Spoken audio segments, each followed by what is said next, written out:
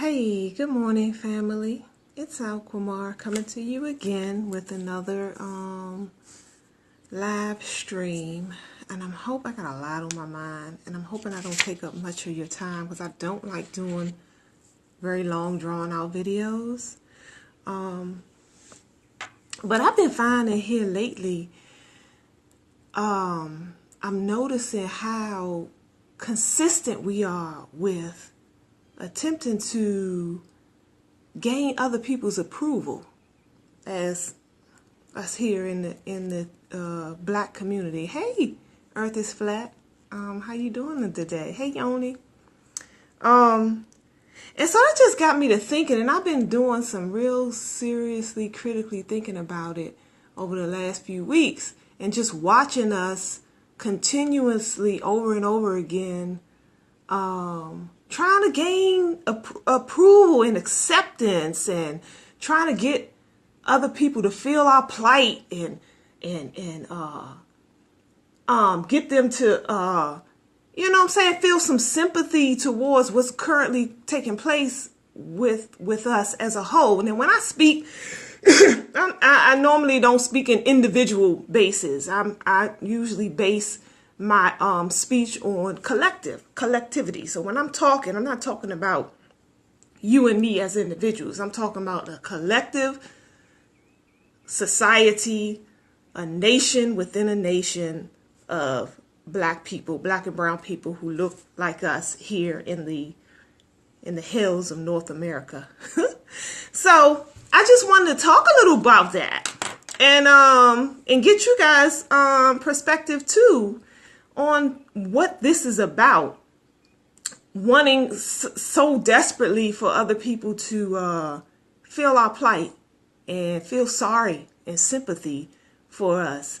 Let me start with the definition of critical thinking. The definition of critical thinking is the intellectually disciplined process of actively and skillfully conceptualizing, applying, analyzing, synthesizing, and or evaluating information gathered from or generated by observation, experience, reflection, reasoning, or communication as a guide to belief and action. That's the definition of critical thinking, and action being an operative word in that. And why I decided to look this definition up and share it is because so many of us don't do that. We don't do this. We have never been taught a lot of instances. If we don't have parents that are pretty sharp in this definition, and our children don't get it. We don't get it. The school certainly don't teach you how to critical think. It teaches you mostly multiple choice. When we go to do tests, we're given, which answer out of the 4. Mark here which one is right. That's not critically thinking. That's somebody giving you the answers to whatever the question was. So they give you a question and the answer, as opposed to you actually analyzing the situation and everything I just basically described. We don't do that. We're told what to think. We normally don't get any right or wrong wiggle room. It's either right or wrong. You're doing this right or you're doing this wrong. It's no wiggle room. Well, hold up. What's, what I'm saying? What else is there besides, what I'm saying? What you told me is right and what you told me is wrong. And so I say all that to say that when I watch how so desperately we repeat the same patterns over and over and over and over again, and I start to ask myself, why? Well, why don't we do something different?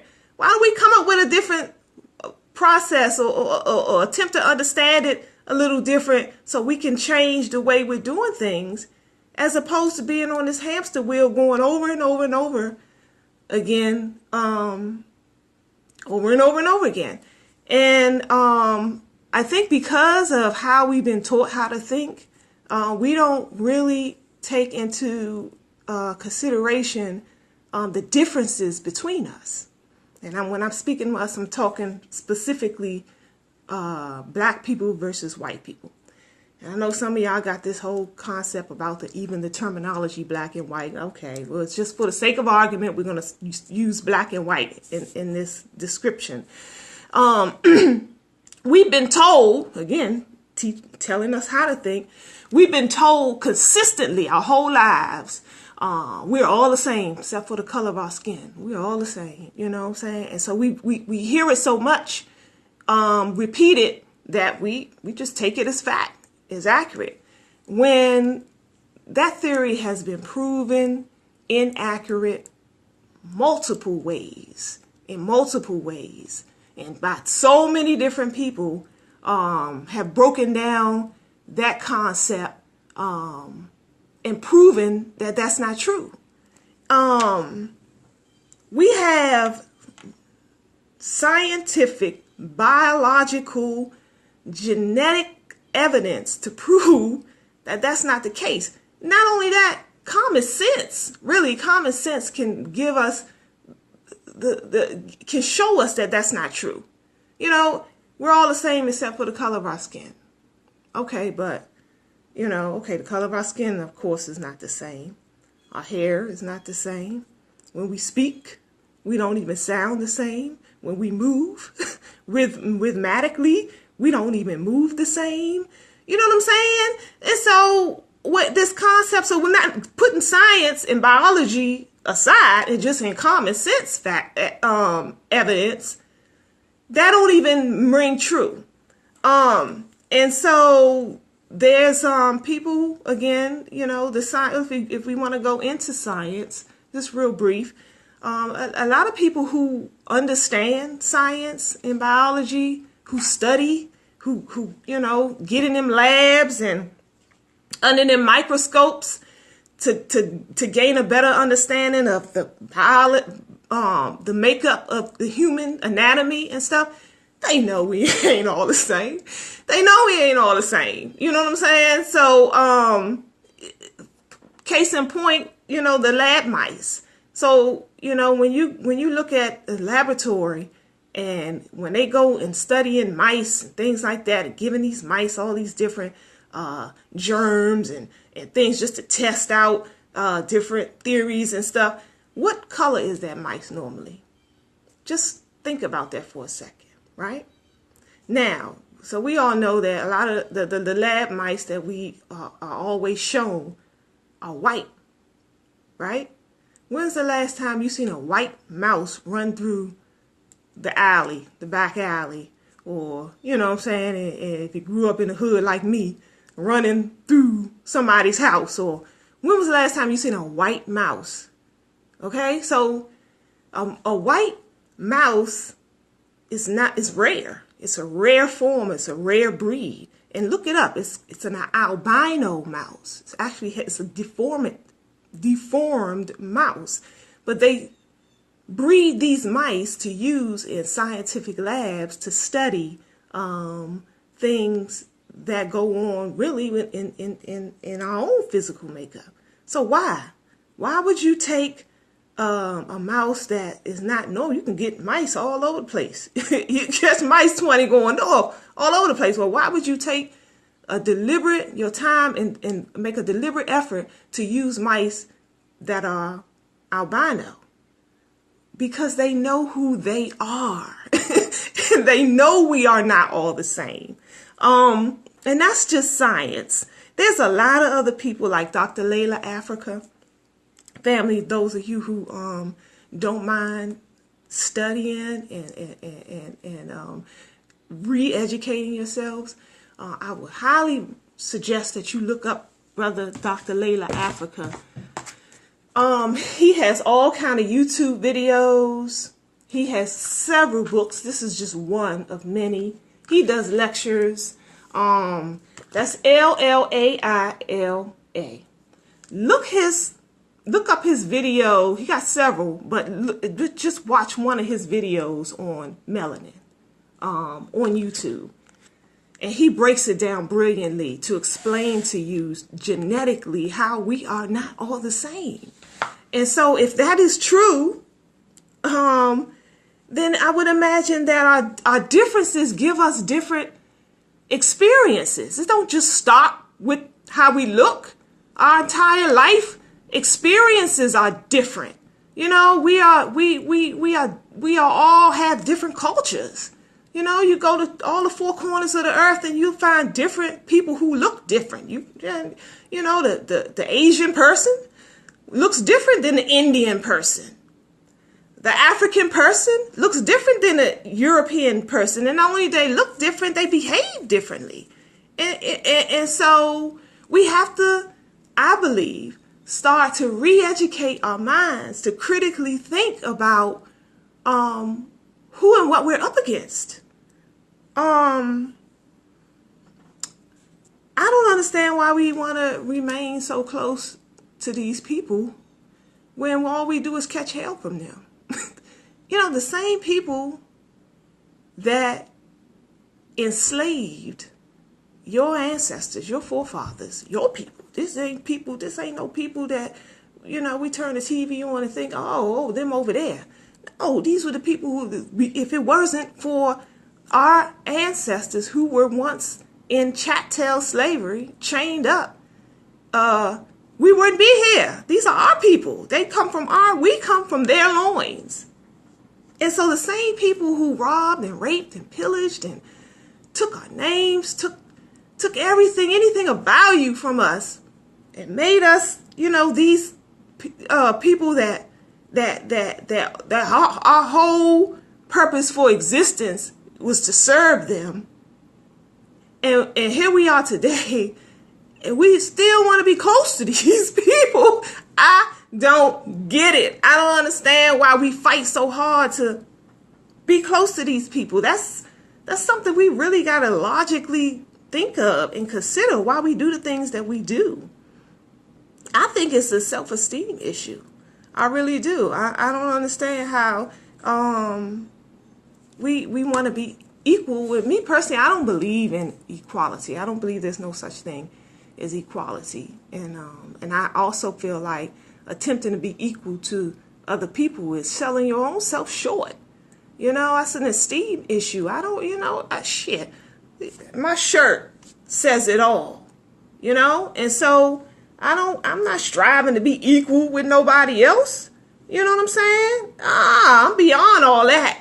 So, you know, I'm striving for perfection. I'm striving to be the best. And if I look around me and those who are running the society don't measure up or not up to par, I'm not trying to be equal with that. I'm trying to advance that, excel that, far exceed all that. So this whole equality thing we got going on is another thing that we should really start to critically think about.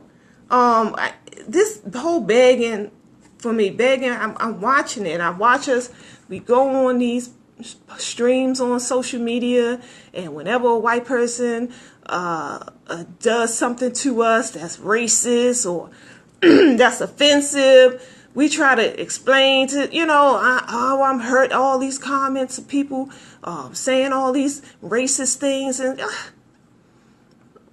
why do we care? Why do we care so much what other people think about us? You know, I think that if we really had enough self-confidence in our own selves, we wouldn't be so concerned, because we would be too busy doing us. You know, to be focused on trying to get somebody else to care about us who never have cared about us.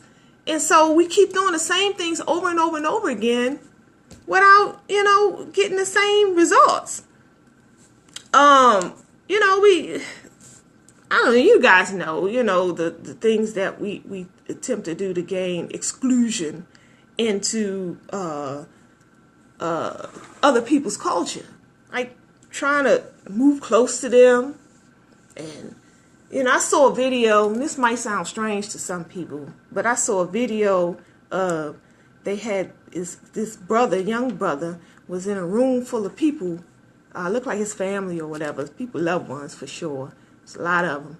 And then he was going through, you may have seen it, I think it went viral. He was on the computer looking for the results of being accepted into Princeton University. And this little young black brother, so everybody was like pins and needles all around the computer waiting to see, So evidently, he was accepted. They finally got to the page or whatever that said he was accepted, and the whole crowd up went excited. Yay, it's happening. And I'm looking at this and I'm thinking to myself, wow, we get that excited to be accepted into these people's institutions.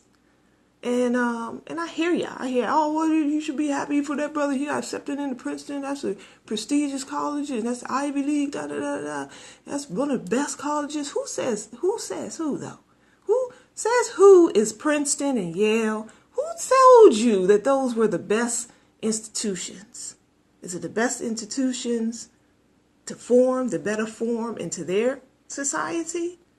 Why couldn't the HBCU? Why can't you go to a HBCU and be that more as excited and get just as good a quality education as a Princeton? So who told you that these places and these institutions were the best? And so again, that just goes all into my whole definition, well, not mine, but the definition of critically thinking about why we do the things. And so you got to get the underlying understanding of why we do the things that we do. Why are we so desperate to be so attached to people who have proven over and over and over again overall that they could give a hell if we live or die? For real. And normally those ones who go to those institutions like that are bred and raised to be a better servant to those who rule the society. That's just real talk.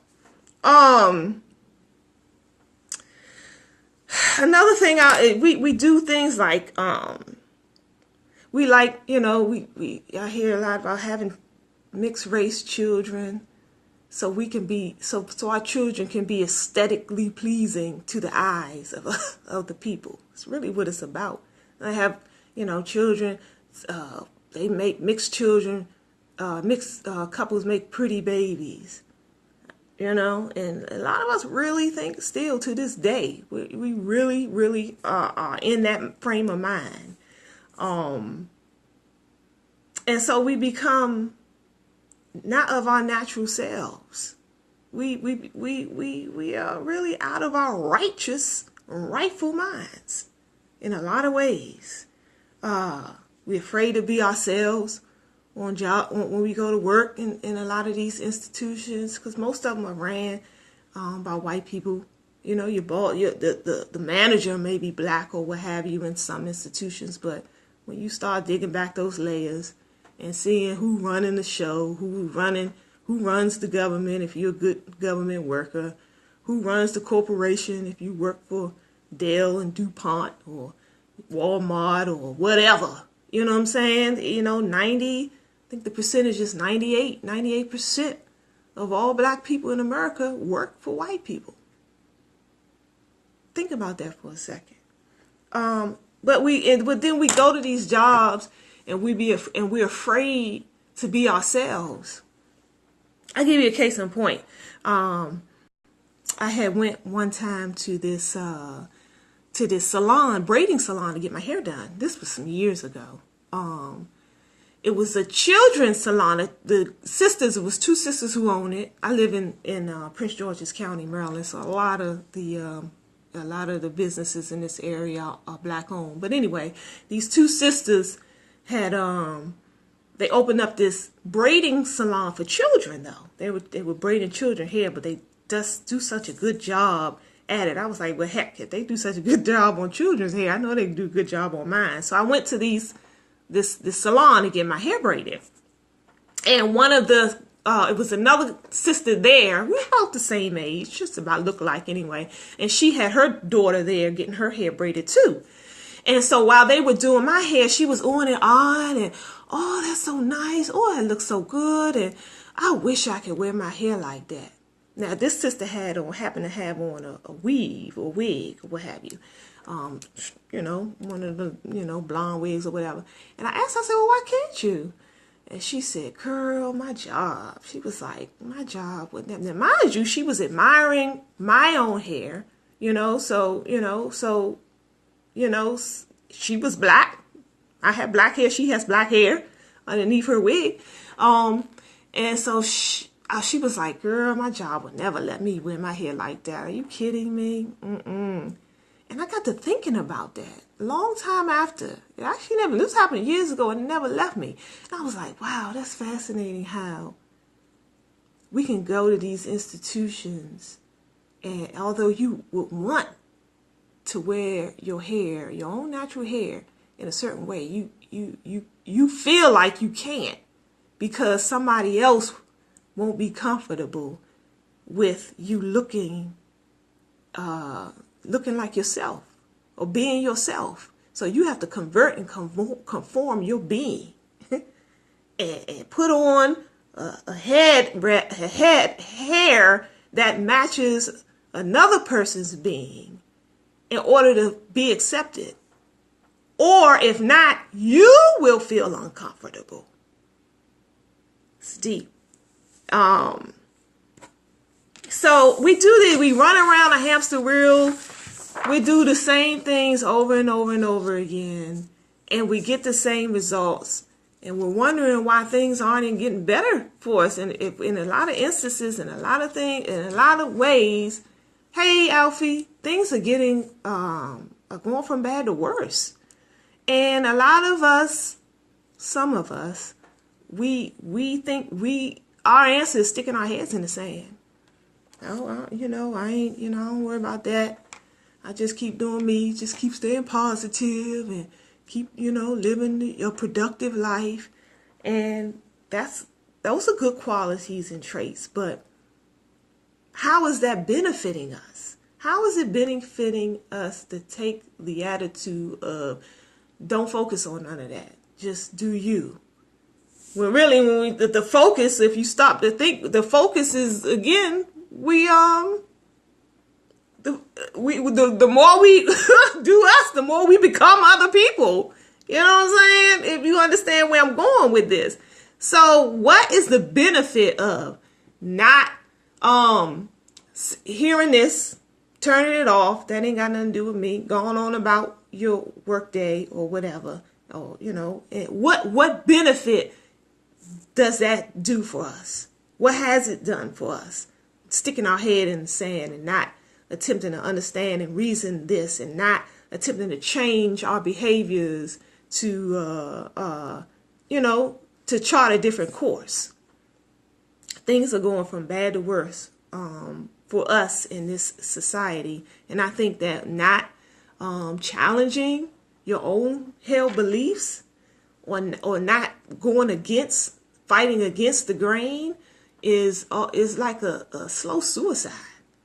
It's like the difference in just sticking your head on a chopping block, going willingly, laying your head on the chopping block versus fighting the whole way. Hell no, you ain't killing me that easy. I'm going to fight my ass off. And those who do sometimes break free, break free just from the struggle, but when you go willingly and, oh, well, it is what it is. And we've been taught that too. I think we've been taught how to passively go through this life without ruffling no feathers. We've been taught how to do that. Be submissive and be passive. We've been conditioned not to fight back. And that happens. A lot of us don't want to hear this, but when we go to our faith institutions every week, you know what I'm saying? They don't educate you on how to, this kind of stuff. Come on now. Be honest and be real and be frank with yourself. They don't. They teach you that the pie is in the sky. and just do good and do will, and God's will, and one day you'll be rewarded after this life. But what about now? What about your reward right here and now? So,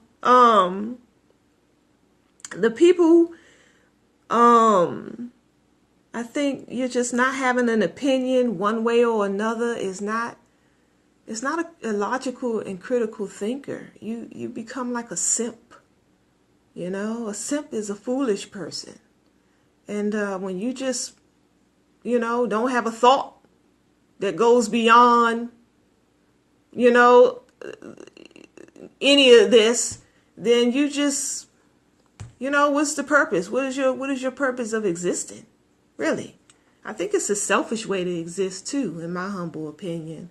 To oh well, I ain't got, just don't focus on it. Just stick your head in the sand and everything eventually work itself out. Because those who fight the hardest make all the changes, and not just for themselves, but for all of us. I think of people like Martin Luther King and Marcus Garvey and Malcolm X and the Honorable Elijah Muhammad and Harriet Tubman, all those type of people who fought back, in their own way, but look at the benefit that they gave to others just by, using their own will to fight. Like Harriet Tubman, for example, when she first ran from slavery, she got free. She found her way, I think it was to Canada, and became free, a free woman. But what did she do? She could have went on about her merry little way with her freedom, with her own fought freedom too. But what she do? She went back. She went back over and over and over again. Why? To help others. She didn't say, oh, well, that's them. This me. I'm good. I'm out. Let them fend for themselves. Hell no. She was like, no, I got to go back and help my people. And so that's the benefit of not saying, oh, well, and sticking your head in the sand. The benefit is that you pull everybody up, when you fight back. So, yeah, we should think about this kind of stuff, I think. I think, what I want to say, there's so much I want to share about where we are. Our mind works like a machine. It's like on repetition mode. And a lot of where we find ourselves is because we're in this hamster wheel. And so we don't, we become comfortable with just pointing out the injustices. Oh my God, look at this. Oh, they shot another one. Let's march. Oh my gosh. You know what I'm saying? They look what they said. And then when it's like, okay, well, what are we going to do about that? Crickets. Why? Because we don't critically think. We have not trained our minds into action mode. Hence the term, the critical thinking. Let me read that again for those who just joined me. Critical thinking is the intellectually disciplined process of actively and skillfully conceptualizing, applying, analyzing, synthesizing, and or evaluating information gathered from or generated by observation, experience, reflection, reasoning, or communication as a guide to belief and action. So why do we not act? We got to go back to the whole critical thinking process. So yeah, we're comfortable. We're in a place now where we are more comfortable with just pointing out the injustices versus doing something that's going to really solve the problem. And I'm not talking about the same things over and over again that has proven not to solve the problem. So you can march to your feet, get scabs, but how has that solved the problem for us? How has that stopped the police from killing us? What are we doing? What have we done thus far that stopped or prevented or at least even slow down the process of police killing us. We gotta start moving our minds in a different direction. Because if we don't, we are heading down a spiraling road of mass genocide. That's the same reason why religion is so hard to break, because it's a repetitive process. If you've been trained up and conditioned in a certain foundation, albeit whatever it is, and and somebody can come to you later in life and say, hey, let me show you evidence, concrete evidence that what you've been taught is a weak foundation, has been taught, it's got a lot of potholes in it. It's got a lot of inaccuracies and half-truths and flat-out lies. Let me show it to you. And you can actually show a person who's been strongly rooted in religion and the difference. And most people won't accept it.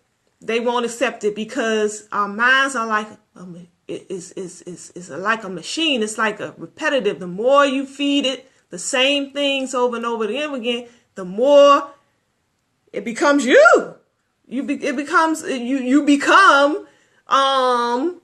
what you think and how you think about it. So somebody coming to try to penetrate that, it's like hitting a brick wall. No, because, that's been their foundation for years. Hence racism. We keep trying to convince racist people who know they racist, by the way. People who racist and do racist things and say race, they know they racist. But you trying to convince them that how they feel and what they saying is wrong, and you shouldn't say that, you shouldn't do that. And these people been living this way their whole lives long. And that just like your religion, it's been rooted in them so heavily that what you saying to them don't mean a hill of beans. They going on with what they've been taught.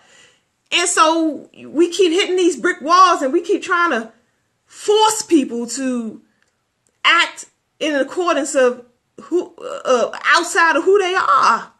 It don't work that way. So we gotta turn to us. We gotta do something different.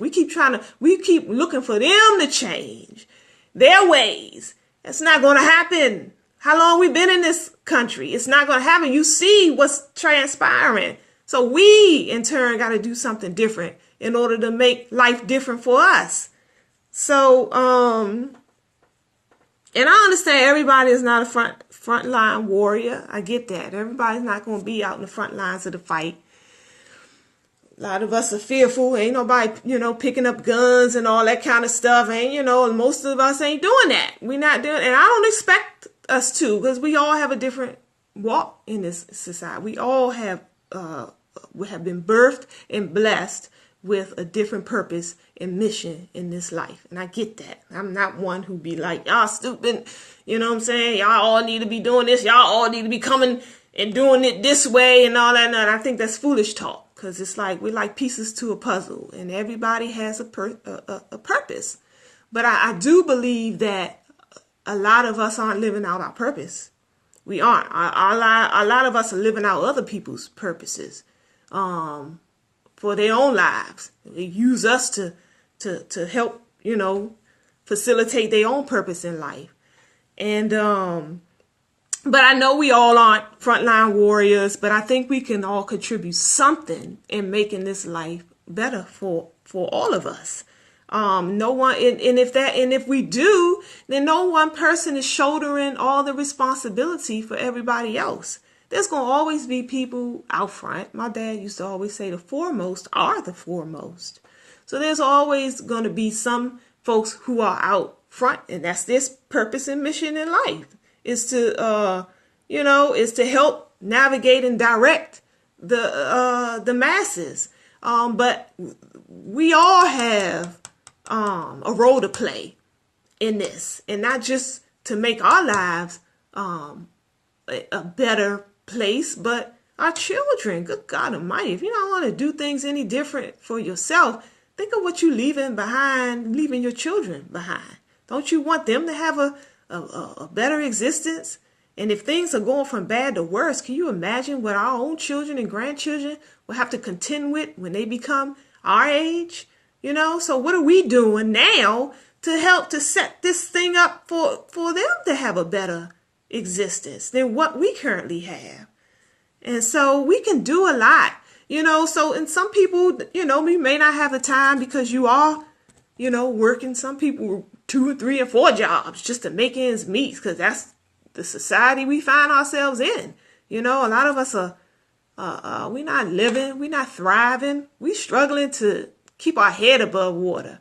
But so if you don't currently have the time to focus on helping in whatever way you see fit, that needs, it is the need is great and the need is many. I ain't got to run down a gamut of what we need. In every facet of our lives, we can use people that can help. And so if you don't have the means physically, then do you got some money? You got some extra money in your pocket? Instead of taking that money and buying selfish material things for yourself, consider taking at least a portion of what you earn to help institutions that are helping us, that are helping others. I recommend grassroots, because all these major institutions that are ran by Europeans, they're people. Self-preservation is the first law of nature. Self-preservation is the first law of nature. People gonna look out for themselves. I'm not mad at white people for doing. I tell people this all the time. If I was a European in America, I would probably be racist. I really would. I probably would. Why? Because I understand, because if I understood it the way I do, and if I was a European, because I would want to preserve my own self. So that's what they doing. They looking out for their own kind. They doing things to benefit themselves. They doing things to lift their own people up. What we doing is sitting by at the foot of the table, looking at the crumbs, crying, give me some of what's on your plate. God damn it, they don't care about you. They will never care about you as much as they care about themselves and their own kind. And we should have that same attitude too. We should. This whole, let's all come together and be all sing kumbaya. That's foolish talk. Every people on earth take to their own kind, And so, except for us, we want to be linked in and linked arms and let's just be together. That's foolish. And then when people don't treat us equally, like they treat their own mother and brother and sister, we get mad and upset with them. When that's against their nature. So we need to do things differently to help our own selves. So my point is, if you got a little bit of extra money, give to those institutions that look like you, that are helping to raise your own people up. That's how we climb up out of hellholes. So, or maybe you don't have the money, but you have skills. Maybe you have skill sets where you can teach other people what you know. Maybe you know how to work on cars exceptionally well, or maybe you learn some things in the medical field or whatever. You have skills that you can then in turn impart on to other people. And so they too can now have that skill and can in turn help out. So you're helping yourself first preservation. And then you take what you learned and then you help others with it. And they turn, help others with it. And boom, boom, boom, the whole ricochet effect. As opposed to saying, oh, well, I ain't got nothing to do with that. That's me. I got my own job. They got to figure it out on their own, all that kind of stuff. That's very selfish. I think that's a selfish way to exist in this society. You can help by mentoring, mentoring the youth. And, we see what's going on in the inner cities and low poverty stricken areas and things of that nature. We shake our heads at it, but then we keep on moving. Well, what about, seeing the need? Well, look like, they can use some help over there doing this. Or maybe they, if they understood it better the way I do, that's how I got out. So let me go back and share my knowledge with those who they're struggling that look like me. And then, maybe I can help pull some other people up. by just sharing what I have, by mentoring, volunteering your time. Again, I think, it's really not rocket science. I think what we have to do is different than what we've always done. We have to try something we've never done before. You really help the best by educating yourself. You can't give to nobody else if you don't have it within you first. And that starts with understanding. So if you don't understand what's currently transpiring and taking place, then you're going to keep doing the same things over and over and over again, because you don't know any way else you haven't learned to critical think. And so you continue to keep running the rat race over and over and over again, and things will tend to go from bad to worse, because those who do know how to critically think on the opposite end, on the other side, they working towards themselves, and they doing everything they can to help themselves. And so, and if you don't have that type of understanding or education, then you're gonna find yourself on the losing end of the battlefield each and every time. So we gotta begin to think outside of these four walls. What would the world look like to you without white power and domination? Have you ever thought of that? What does a world like that look like, where you go and you don't have to work 40, 50, 60 years of your life working for an institution ran by Europeans? Or when you turn on, or in the halls of Congress and the Senate and the House, and all them people, 98, 99% of them aren't white. Or, all the institutions and every place you go to buy food and clothing, and you go to your houses and shelter, and all the people that you spend money with aren't white. The people who get the money. What will that type of world actually look like? Have you ever stopped to even train your brain to even consider those type of thoughts? And I think we should start really going there mentally. What would you do if your job no longer existed? What would happen if you went to get up to go to work and the job is no longer there, and there was no other job to even replace the one that you have today? What kind of world, what would you do in that scenario? We really got to start critically thinking. As you go to the grocery store, and all the foods that you're used to eating are not on the shelves. In fact, the grocery store got locks on the door. Sorry, we ran out of food this week. You know what I'm saying? So what would you do? Who said sell weed? Stop it. What would you do if this political system actually collapsed? And if you're thinking I'm thinking negative, I'm just thinking critically. What would you do if this whole system that we find ourselves intertwined with is gone, collapsed right in front of us?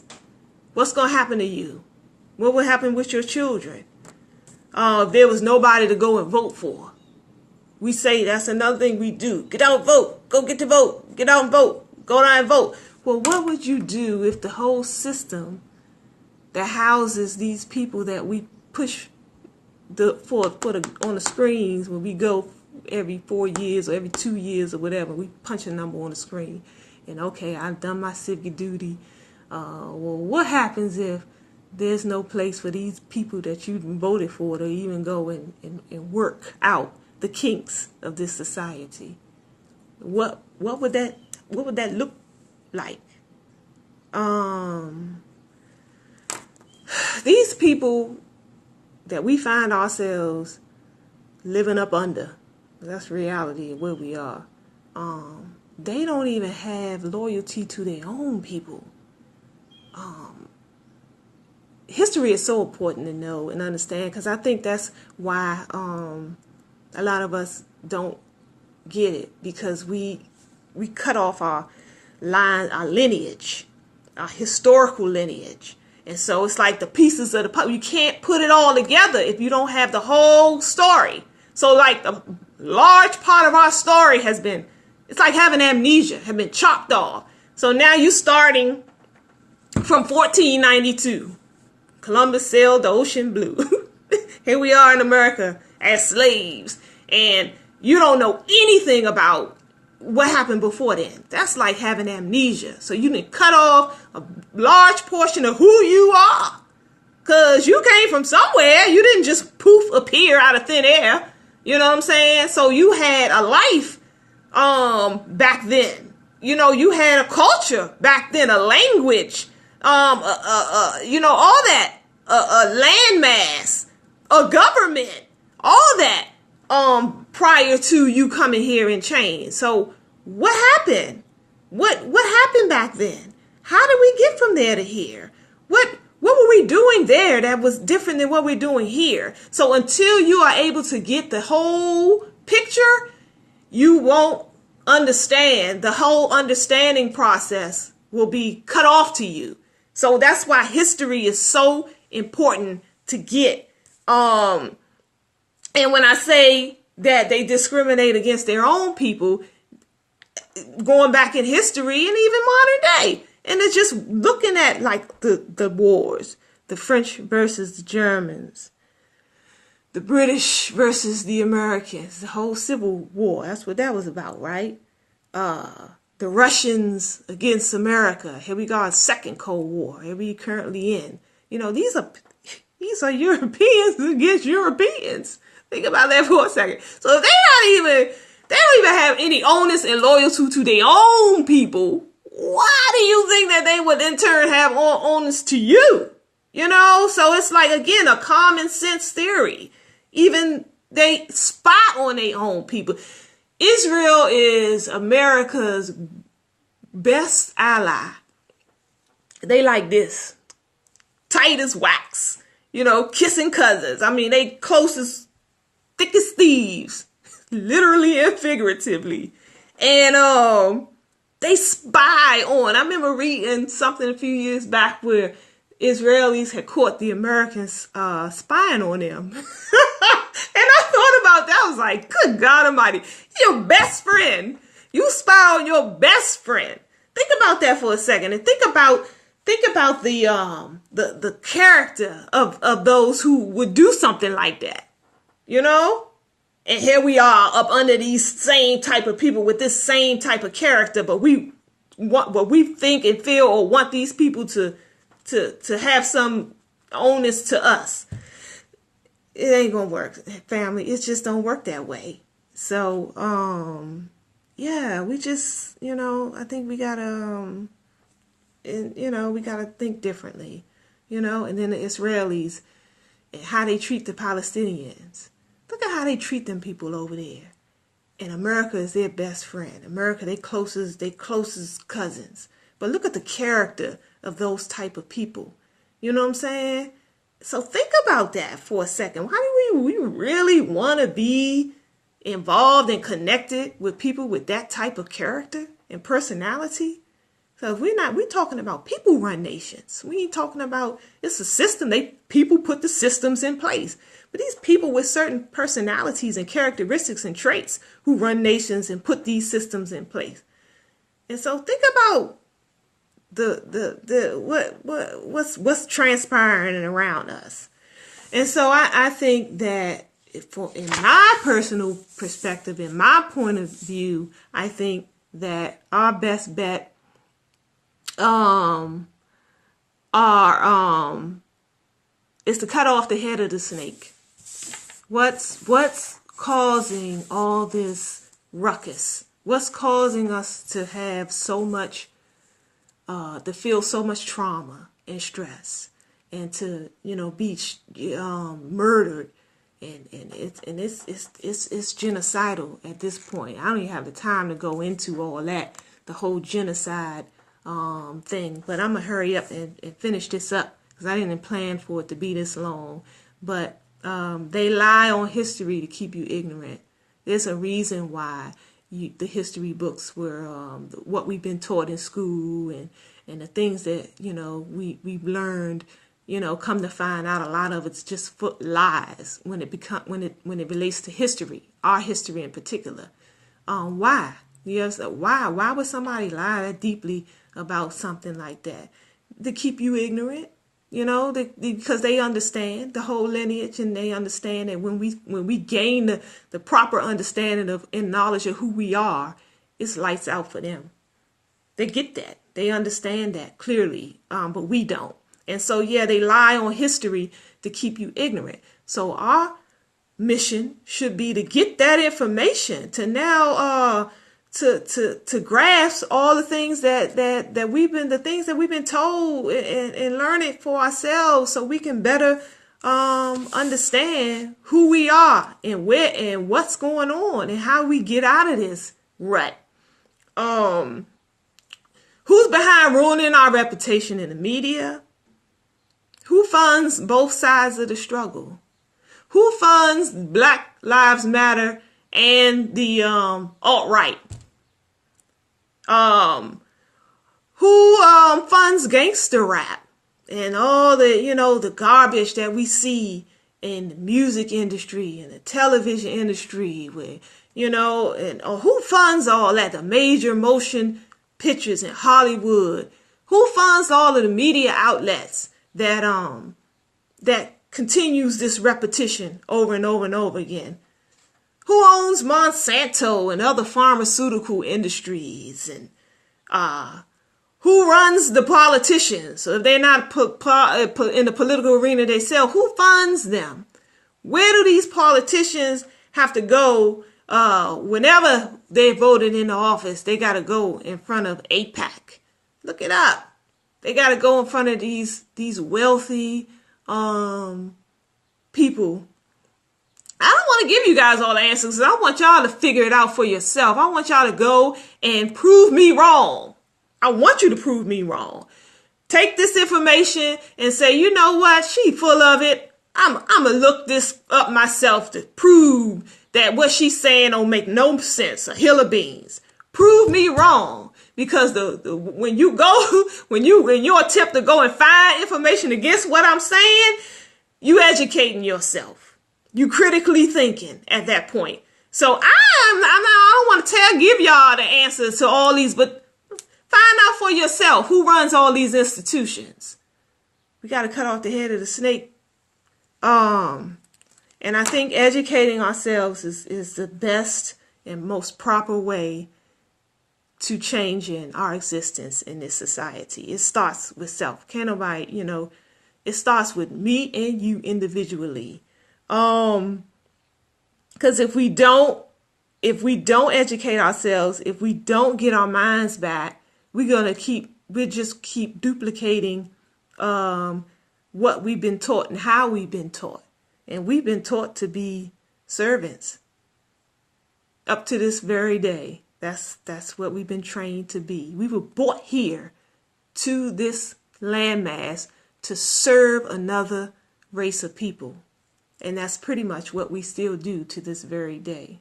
And if you don't believe me, prove me wrong. Materialism is slavery. Debt is slavery. Working paycheck to paycheck is institutionalized slavery. So, we go to college to pay for a job. And we in debt in order to do that. So you go and when the last time you heard somebody say, you know what, I'm going to go to college and I'm going to study whatever, neuroscience, because I just want that information. I think that information is just going to make me a better person. No, we send our children to college to pay for a job because you want them to have a good job, go to school, to get your education so you get a good job. College is school. And so we pay, and then we in debt. We come out of these institutions sacked in debt. And then we go to a job to pay off this debt. You know what I'm saying? So we're working to pay off a debt. So that's slavery. It's slavery. We really got to start critically thinking about what we doing in this society. And I read recently where half of all college graduates Up to half of all college graduates are working in a job where they didn't even need a college degree to begin with. Half. And I read this like 3-4 years ago. So the percentages may have even changed by now. But at that time, think about that. So why? Because we keep doing the same things over and over and over again without thinking about what we're doing. We're just doing them. It's been consistent and over and over. We just keep doing it over and over and over. That's what we've been taught to do. Go to school, get a good job. You know what I'm saying? But we don't think about, why? Who told you to do that? Why do we do that? Are we living out our purpose fully when we do that kind of stuff? You know what I'm saying? A lot of our college students, when they get to they another thing I read, the average college student before they finishes school changes their major like 3 or 4 times. Why? Why do they do that? Because they don't know who they are. They don't know what the hell they going to school for. They just going because somebody told them that's what they supposed to do. So they get in them schools and they start one way and they think about it a little bit, and then they go another way and another way and another way because they don't have a proper understanding of who they are from birth. So again, I'm just, throwing out some things to make you guys consider a different way of thinking. This life is much more than just chasing money, just chasing money over and over and over again. You know what I'm saying? What are you really purpose? What is really your purpose for being on this earth and existing for? Is it to go to school and to get a college degree and to get a good job and to work your ass off to pay bills? And that's it. We should really think about that. Yeah, and I just think that what I see from my own vantage point is that our fiercest warriors, our strongest I was say you went to college and sell weed, you silly. Our strongest warriors and soldiers are right now currently killing one another. That's our warriors right there. Those who are in the inner cities that are shooting and killing one another, have no fear, could care less about nothing. They just want to fight. They got that energy to fight, and they turn that energy against one another, and they kill one another because they're ignorant and they don't have the proper knowledge of who they are, and they don't understand it, and they don't want school because we look around like, what the hell is going on in all the schools, and the children in the schools are going buck wild because this system is not working for us, family. We can't keep blaming our children for it either. You know what I'm saying? We have a responsibility to guide and direct our children a certain way. And I'm just not speaking at y'all. I'm speaking to me too. I had to live and learn this concept. I have 2 children of my own. And if I knew then, when in their formative years, as I was raising them, what I know now, good God Almighty, things would be so much different. But I made my share of mistakes when I raising my own children. Believe that. I can give you some stories. But and that's why I know better now, because I done been through the process and I understand what don't work. And I think we have to grab these young folk out of these institutions and those who do understand and teach the other ones who don't, because that's the way we impact change. I'm reading. I just want to share before I hang up from you guys some of the things that I'm reading. I shared with you Dr. Layla Africa again. Dig into his information. Go to his YouTube channels. Get his books. Learn melanin. Learn more about who you are. The power that's housed within your spirit. That melanin. We're not all the same except for the color of our skin. We're not. And so what we're trying to do is force other people to understand us and feel our plight and see things our way. They don't have that. I only have a few seconds left. I get information from everywhere. I don't stop my brain from getting information from all over the place, because that's using the left and right side of your brain. and not being biased with information. So get the information, family. All right, it's been a whole hour. I did not mean to do that. My apologies if I took up too much of your time. Peace.